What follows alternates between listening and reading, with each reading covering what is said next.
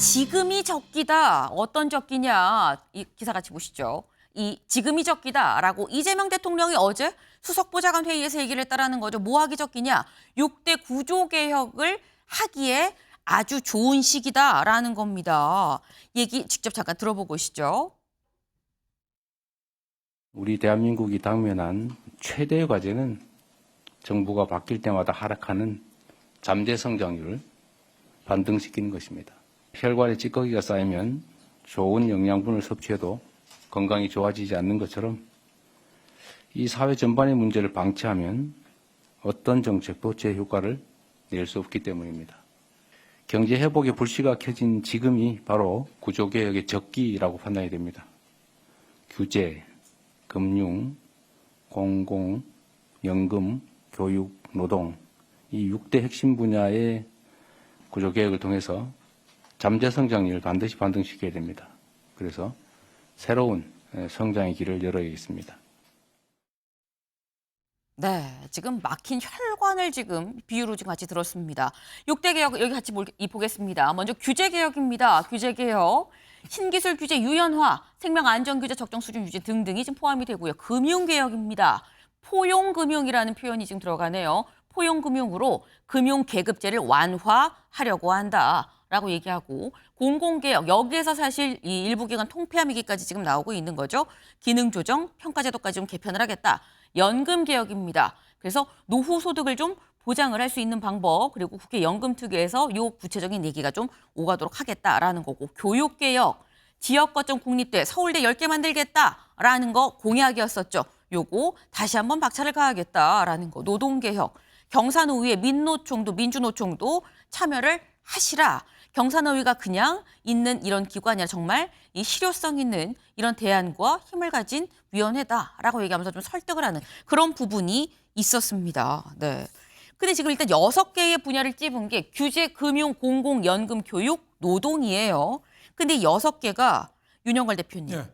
사실 이재명 대통령이 말한 어떻게 보면 우리나라 6곳의 환부라고 얘기를 해야 될까요? 환부를 지금 잡아서 여기 수술하겠습니다라고 지금 얘기를 한 건데 고쳐야 될 때 잘 딱 집었다고 보십니까? 뭐 좋은 말은 단 열거한 거 아닌가 이런 생각이 들어요. 우리나라 잠재 성장률이 지금 1.9%로 추락했거든요. 네. 물가 안 올리고 가용자원을 총동원했을 때 성장률이 훨씬 지금 바닥을 헤매고 있는 거죠. 1.9%로 추락하면. 그러면은 뭔가 좀 구조개혁을 시동을 걸어야 되는데 뭐 저는 6개 거론한 거는 좀 뭐 좋다고 봐요. 하지만은 구체적인 추진 방안을 어떻게 하느냐. 여기에 대해서 저 어제 별로 좀 신빙성이 안 간다. 서울대를 9개 만든다. 그럼 지방대학을 서울대학으로 간판을 바꾸겠죠. 그럼 서울대학이 9개 되는 겁니까? 또 금융개혁을 한다는데 네. 금융개혁을 하려면은 구조개혁을 하고 관치금융을 없애고 자율과 경쟁을 더 도입해야 되는데 네. 어제 대통령이 얘기한 건 금융계급제 개혁, 금융계급제. 왜 부자는 싼 이자 내고 가난한 사람은 이자를 더 내냐. 그런데 그게 말은 그렇듯한데 억강부양, 대동세상 뭐 그 취지에는 뭐 어떻게 보면 좌파의 그 균등에서 대해서는 맞지만은 네. 그래가지고 금융이 안정이 될까요?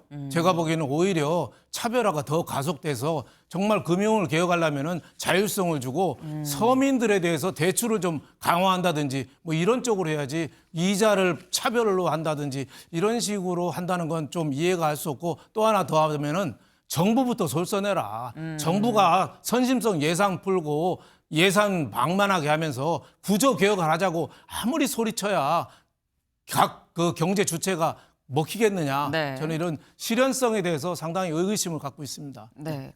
6개를 찝은 건 좋지만 하지만 이 6개 그래서 실현 가능성이 있을까라고 얘기하시면서 금융계급제 완화를 얘기를 한 부분에 대해서 딱 찝으셨어요. 다음 기사를 좀 볼까요? 이 가난한 사람의 비싼 이자 금융계급제 개혁하겠다라고 얘기를 했다라는 거죠. 이 얘기 잠깐 들어보고 오시죠.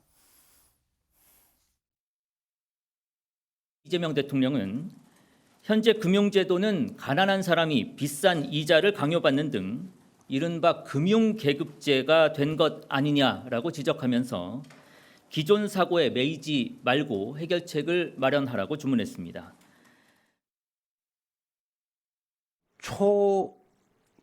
초우대 고객한테 정말 초저금리로 돈을 많이 빌려주는 데다가 한 0.1% 정도만이라도 부담을 조금 더 시킨 다음에 그런 것들 중에 일부를 가지고 예를 들면 이런 금융기관에 접근하기 어려운 사람들에 대한 이자 정말 뭐 500만 원 빌려야 되는 이런 사람들한테 15.9%가 아니라 좀 싸게 빌려주고 그러면 안 됩니까? 그게 자본주의 시장경제 원리에 어긋나는 건가요? 제가 하는 말이? 네. 이재명 대통령 사실 앞서서 지난 9월 국무회의 때도 이런 비슷한 얘기를 했었습니다. 근데 그때도 저 발언이 살짝 좀 논란이 됐었던 게 최창일 교수님.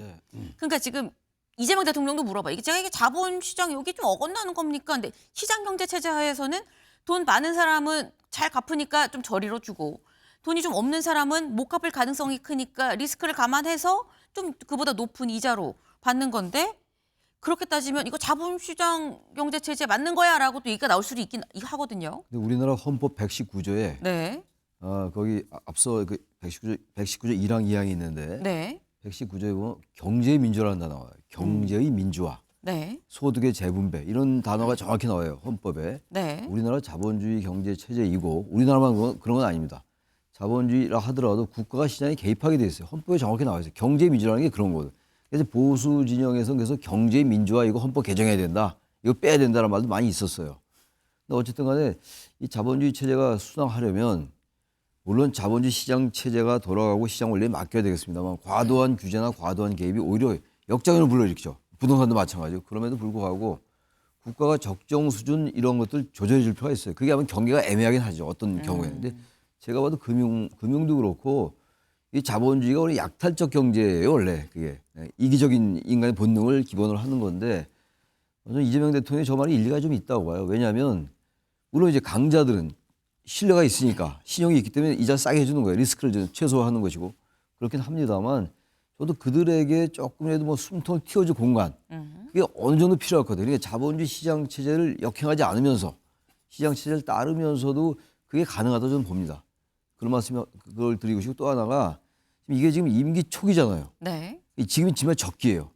조금 더 가보세요. 내년이 또 지방선거 아닙니까? 지방선거가 되면 또 정치 논리가 작동합니다. 그게 여러 군데도 보이잖아요. 부동산 대책도 그렇고 그렇기 때문에 지금 이재명 대통령의 지지율이 높고 국정의 동력이 탄력을 받을 수 있는 이 시기 하지 않으면 이거 어마어마하게 어려운 것들이에요. 지금 규제, 금융, 공공, 연금, 교육, 노동.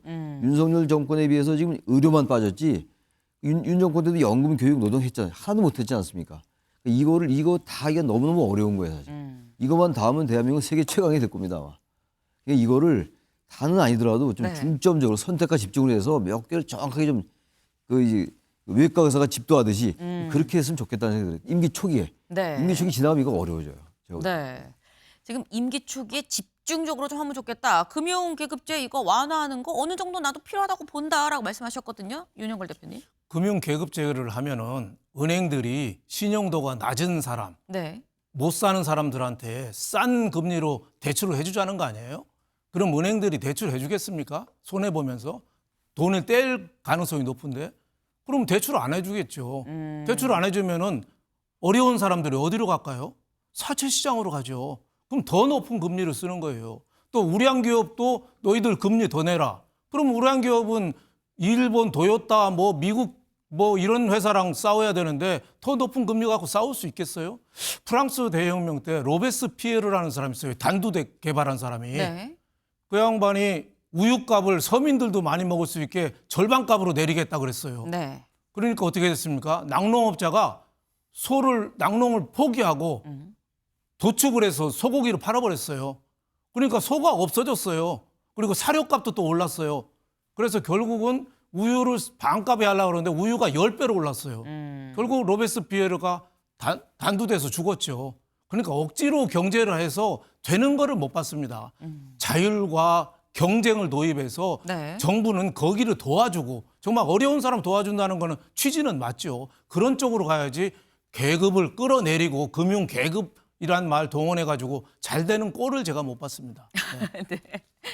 너무 강제적으로 하면 안 된다라는 말씀인데 말씀하신 중에 최창일 교수님이 갸웃갸웃하고 계셨어요. 최 교수님 짧게. 아니, 이거 일리가 있는 말씀이에요. 이게 네. 자본주의라는 게 시장을 억지로 거역하려 하면 시장은 또 다른 걸 권해냅니다. 그 시장이 그 무서운 거예요.